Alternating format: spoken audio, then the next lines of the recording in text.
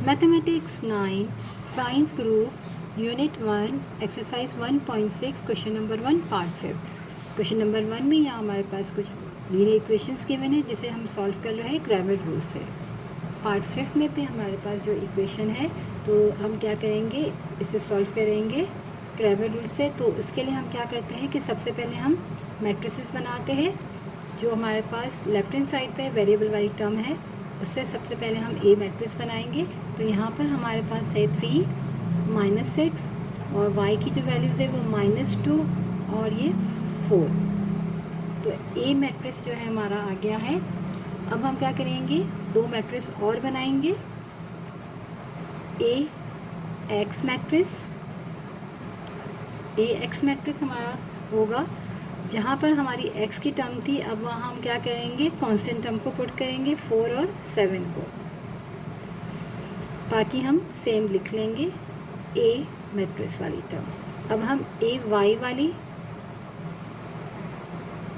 का मैट्रिक्स बनाएंगे थर्ड। इसमें हम करेंगे जहाँ हमारे y की टर्म थी वहाँ हम क्या करेंगे, कांस्टेंट टर्म को पुट कर देंगे और बाकी जो है a मैट्रिक्स वाली ही हम से लिख लेंगे यहाँ।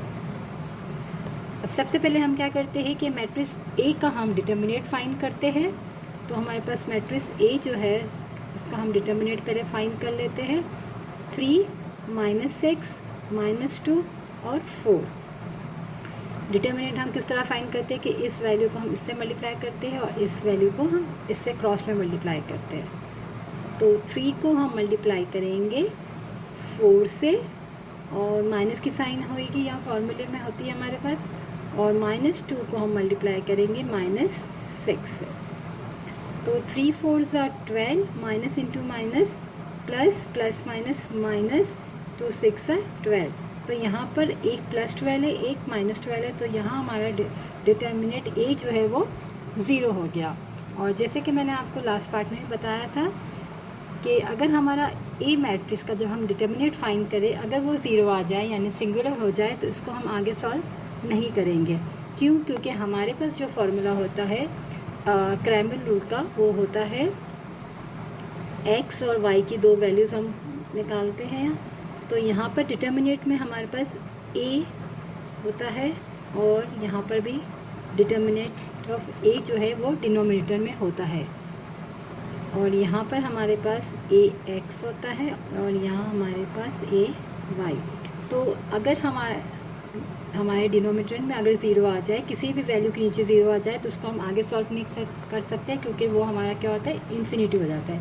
फॉर एग्जांपल जैसे 1/0 तो ये तो इन्फिनिटी हो जाएगा। अगर 0/1 है तो वो 0 होता है, मगर 1/0 या कोई भी वैल्यू के नीचे 0 आ जाए तो वो इन्फिनिटी हो जाता है, इसलिए इसको हम आगे सॉल्व नहीं कर सकते हैं। तो क्रैमर रूल में हमारे पास यहाँ डिनोमिनेटर में दोनों के नीचे डिटर्मिनेंट ऑफ ए है। तो यहाँ हमारा जो ए का जब हमने डिटर्मिनेंट फाइंड किया तो वो हमारा 0 आ गया है, सिंगुलर हो गया है। तो अब क्या करेंगे, ये मैट्रिक्स हमारा सिंगुलर हो गया है तो इसको हम फर्दर सॉल्व नहीं कर सकते, इसलिए हम यहाँ लिख देंगे क्या कि नो सॉल्यूशन।